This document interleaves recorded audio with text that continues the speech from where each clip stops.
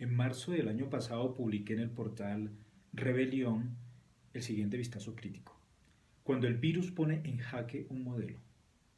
Desde que Michel Foucault hizo ese magistral estudio sobre el encerramiento, hablando sobre las arquitecturas del poder que lo materializan como los manicomios, los sanatorios y las cárceles, desarrollaba en su obra inaugural La historia de la locura en la época clásica, o en Vigilar y castigar, o incluso en Los anormales, el filósofo lograba demostrar que eso devela crisis muy profundas en la sociedad.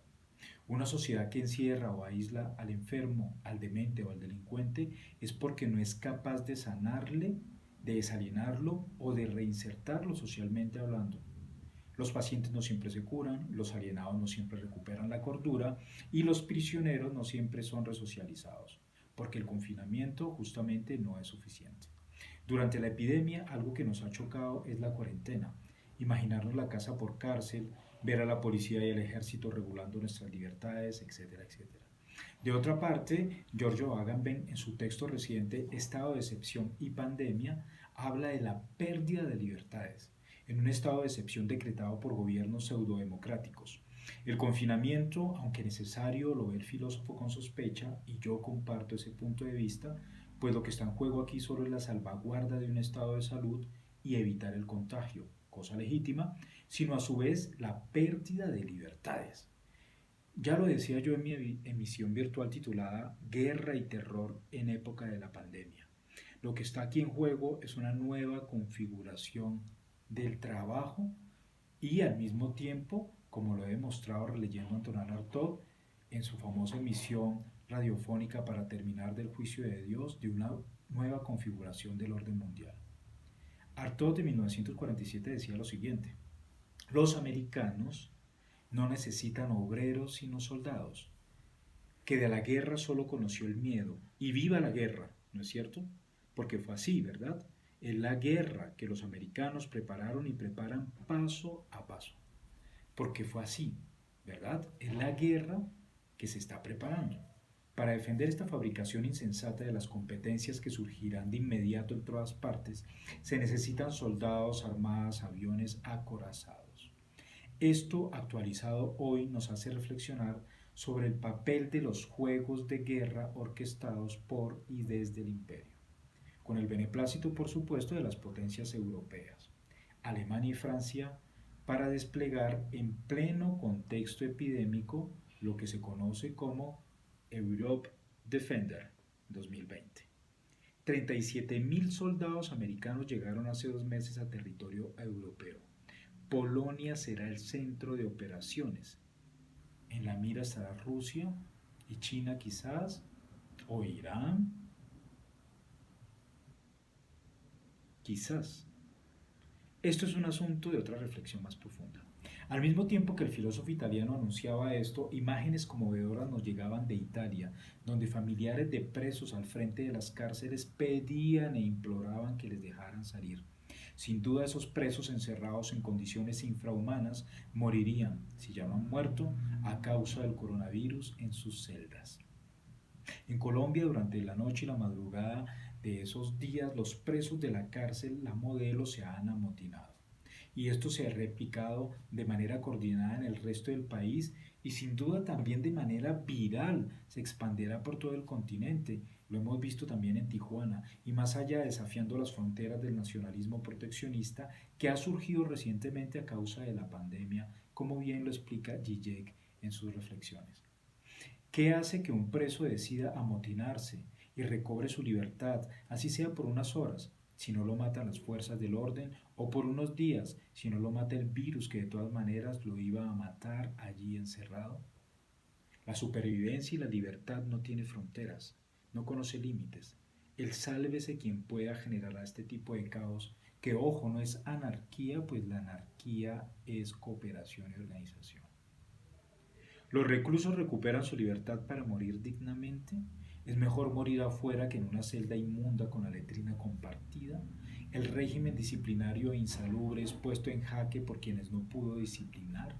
Ahora las cárceles mutarán en la era de la biotecnología a las casas, pues las universidades y los colegios ya lo están haciendo con el trabajo virtual y por supuesto las fábricas también entran en esta misma onda de trabajo en casa. Es un nuevo orden mundial por la supremacía comercial que comienza a configurarse. Quienes han emprendido esta guerra biológica lo saben perfectamente y nuestra libertad y el trabajo, la supresión de empleos precarios y otros que se creían estables como los de la función pública es para pensarse seriamente. Por estos días fue noticia aquí en Francia que un individuo fue juzgado y condenado de intento de homicidio por haber mordido a un policía en el momento de un control de salida sin atestación. El individuo es portador del virus. ¿Qué pensará este individuo? Lo mismo que el recluso.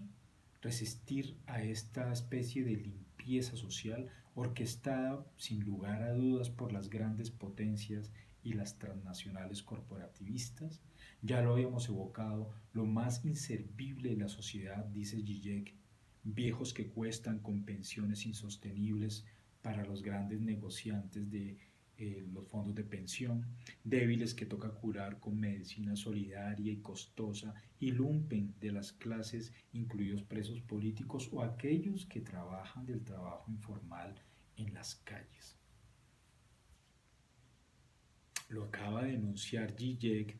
Yo no me hubiese atrevido a anunciar semejante teoría en su texto La ley de la selva o el comunismo, en su artículo El coronavirus es un golpe al capitalismo a lo Kill Bill.